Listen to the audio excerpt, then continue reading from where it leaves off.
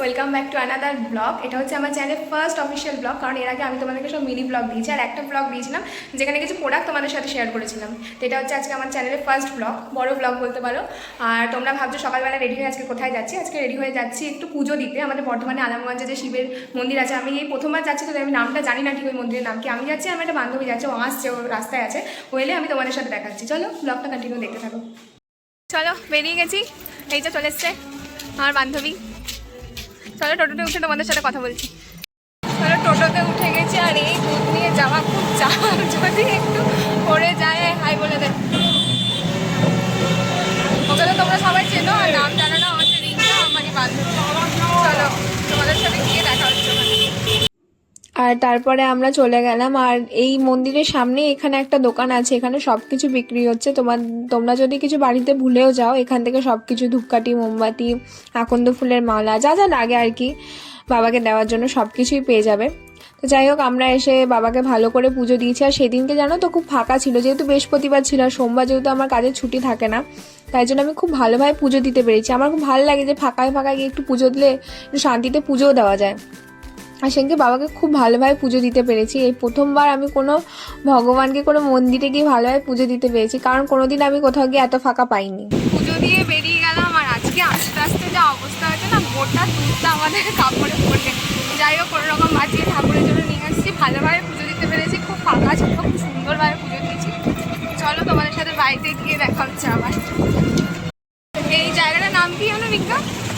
এটা হচ্ছে বর্ধমানেশ্বর। হ্যাঁ, আমি জায়গাটার নাম জানতাম না, আমি প্রথমবার এলাম আলমগঞ্জ বর্ধমানেশ্বর, বর্ধমানে বড় শিব যেটাকে বলে।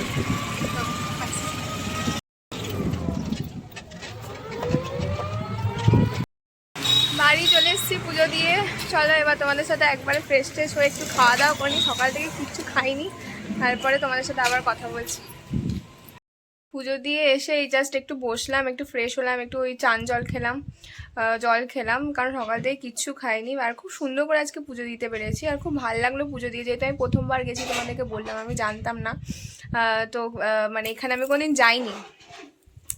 দেখি বাবার আশীর্বাদ নিয়ে তো আমার চ্যানেলটাকে শুরু করলাম, এবার দেখি তোমরা যদি সাপোর্ট করো, বাবার যদি আশীর্বাদ থাকে, তাহলে অবশ্যই মনে হয় আমি এগোতে পারবো।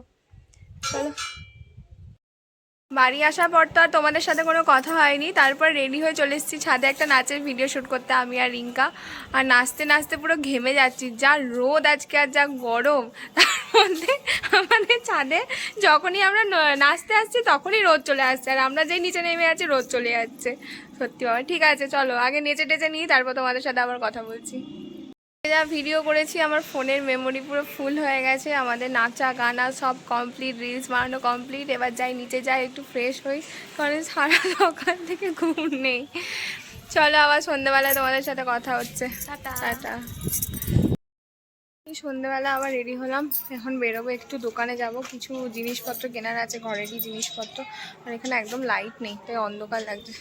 চলো গিয়ে তোমাদের সাথে দেখা হচ্ছে। আর আজকে আমি খুব টায়ার্ড, কারণ সকাল থেকে পুজো দিতে যাওয়া, তারপর এসে আবার নাচের ভিডিও শ্যুট করা। যাই হোক, চলো তোমাদের সাথে গিয়ে দেখা হচ্ছে। বেরিয়ে গেল জুতোটা ছিঁড়ে, আবার বাড়ি এসে জুতো পাল্টাতে হলো। সকালবেলা ঠাকুর দিতে গিয়ে দুধ পড়ে যাচ্ছে টোটোতে, এখন জুতো ছিঁড়ে যাচ্ছে, বুঝতে পারছি না যে কী হচ্ছে আজকে আমার সাথে। চলো কী আর করা যায়, ভালো মন্দ নিয়েই চলতে হবে। আর আমার মুখটা একদম আসছে না, চারিদিকটা পুরো অন্ধকার। আর তারপর রিস্কায় করে কার্জন গেট চলে গেছিলাম। কেনার তো কিছু প্ল্যান ছিল না, যাই হোক এখানে গিয়ে কিছু কুর্তি পছন্দ হয়ে গেছিলো, অফার দিচ্ছিলো ভালো, 150 টাকায় প্লাজো আর কুর্তি, সেগুলো কিনলাম।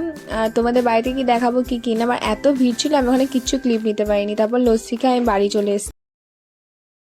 তোমরা দেখলে কার্জন গেট গেছিলাম, আর ওখানে এত ভিড়, সব দোকানে যাবে, একটাও ক্লিপ নিতে পারিনি। নোবেলটিতে গেছিলাম, একটু ছোট্ট ক্লিপ দিয়েছি।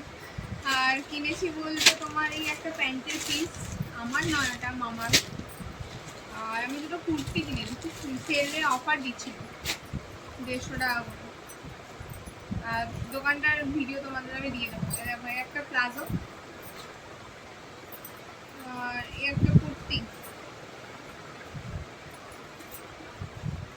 আর এই আর একটা কুর্তি, তিনটে। আর মা কিনেছে একটা প্রেশার কুকার, প্রেস্টিজ,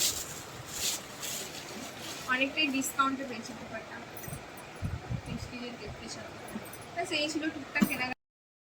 আজকের মতো এইটুকুই, আবার দেখা হবে অন্য কোনো ব্লগে। আর তোমাদের যদি আমার ভিডিওগুলো দেখতে ভালো লাগে তাহলে চ্যানেলটাকে লাইক করবে, কমেন্ট করবে আর সাবস্ক্রাইব করতে একদম ভুলবে না। চলো বাই।